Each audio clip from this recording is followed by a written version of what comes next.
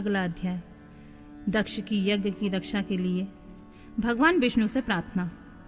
भगवान का शिवद्रोह जनित संकट को टालने में अपनी असमर्थता बताते हुए दक्ष को समझाना तथा सेना सहित वीरभद्र का आगमन।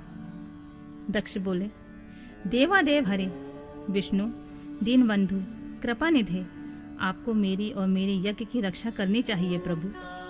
आप ही यज्ञ के रक्षक हैं, यज्ञ ही आपका कर्म है और आप यज्ञ स्वरूप हैं। आपको ऐसी कृपा करनी चाहिए जिससे यज्ञ का विनाश ना हो। ब्रह्मा जी कहते हैं, मुनीश्वर, इस तरह अनेक प्रकार से सादर प्रार्थना करके दक्ष भगवान श्री हरि के चरणों में गिर पड़े। उनका चित्त भय से व्याकुल हो रहा था। तब जिनके मन में घबराहट आ गई थी, उन प्रजापति दक्ष को उठाकर और उनकी पूर्वोक्त बात सुनकर भगवान विष्णु ने देवादिदेव शिव को स्मरण किया। अपने प्रभु और महान ऐश्वर्य से युक्त परमेश्वर शिव का स्मरण करके शिव तत्व के ज्ञाता श्री हरि दक्ष को समझाते हुए बोले। श्री हरि ने कहा, दक्ष, मैं तुमसे तत्व की बात बता रहा हूँ, तुम मेरी बात ध्यान देकर सुनो। मेरा यह वचन तुम्हारे लिए सर्वथा हितकर तथा महामंत्र के समान सुखदायक होगा। दक्ष, तुम्हें तत्व का ज्ञान नहीं है, इसलिए तुमने सबके अधिपति परमात्मा शंकर की अवहेलना की है। ईश्वर की अवहेलना से सारा कार्य सर्वथा निष्फल हो जाता है। केवल इतना ही नहीं है, पग पग पर विपत्ति भी आ जाती है। जहाँ अपूज्य पुरुषों की पूजा होती है, अपूजनीय पुरुष की पूजा नहीं की जाती है, वहाँ दरिद्रता, मृत्यु तथा भय, ये तीनों अवश्य प्राप्त होते हैं। इसलिए संपूर्ण प्रयत्न से तुम्हें भगवान वृषभध्वज का सम्मान करना चाहिए। महेश्वर का अपमान करने से ही तुम्हारे ऊपर महान भय उपस्थित हुआ है।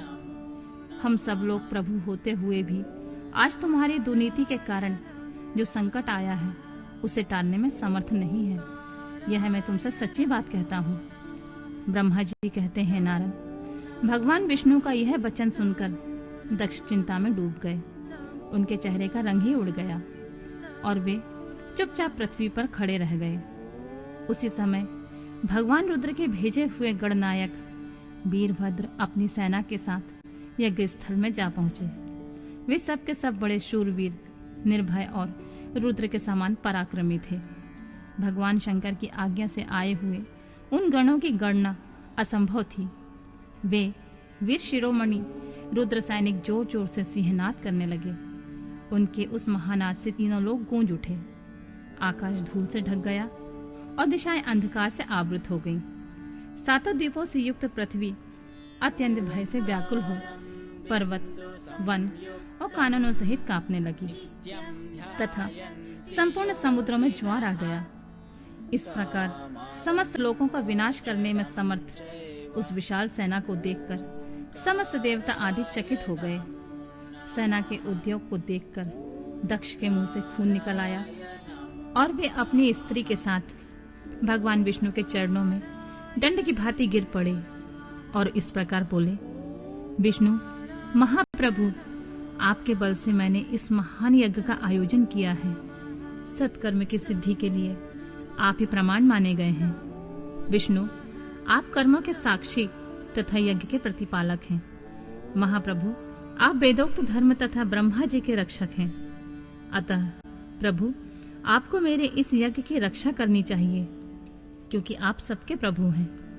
ब्रह्मा जी कहते हैं, दक्ष की अत्यंत दीनता पूर्वक बात सुनकर भगवान विष्णु उस समय शिव तत्व से विमुख हुए दक्ष को समझाने लगे और इस प्रकार बोले। श्री विष्णु ने कहा, दक्ष, इसमें कोई संदेह नहीं है कि मुझे तुम्हारे यज्ञ की रक्षा करनी चाहिए, क्योंकि धर्म परिपालन विषयक जो मेरी सत्य प्रतिज्ञा है वह सर्वत्र विख्यात है। परंतु दक्ष, मैं जो कहता हूँ उसे तुम सुनो। इस समय तुम अपनी क्रूरतापूर्ण बुद्धि को त्याग दो। देवताओं के क्षेत्र नैमिषारण्य में जो अद्भुत घटना घटित हुई थी, उसका तुम्हें स्मरण नहीं हो रहा है?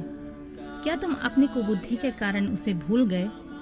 यहाँ कौन भगवान रुद्र के कोप से तुम्हारी रक्षा करने में समर्थ है? दक्ष, तुम्हारी रक्षा किसको अभिशप्त नहीं है, परंतु जो तुम्हारी रक्षा करने को उद्यत होता है वह अपनी दुर्बुद्धि का ही परिचय देता है। दुर्मते, क्या कर्म है, क्या अकर्म है, तुम इसे नहीं समझ पा रहे हो। केवल कर्म ही कभी कुछ करने में समर्थ नहीं हो सकता। जिसके सहयोग से कर्म में कुछ करने की सामर्थ्य आती है, उसी को तुम स्वकर्म समझो। भगवान शिव के बिना दूसरा कोई कर्म में कल्याण करने की शक्ति देने वाला नहीं है।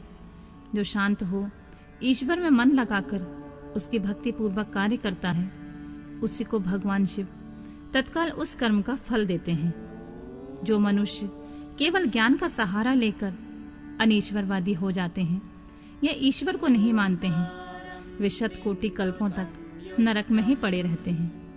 फिर वे कर्मपाश में बंधे हुए जीव प्रत्येक जन्म में नरकों की यातना भोगते हैं, क्योंकि वे केवल सकाम कर्म को ही स्वरूप का आश्रय लेने वाले होते हैं।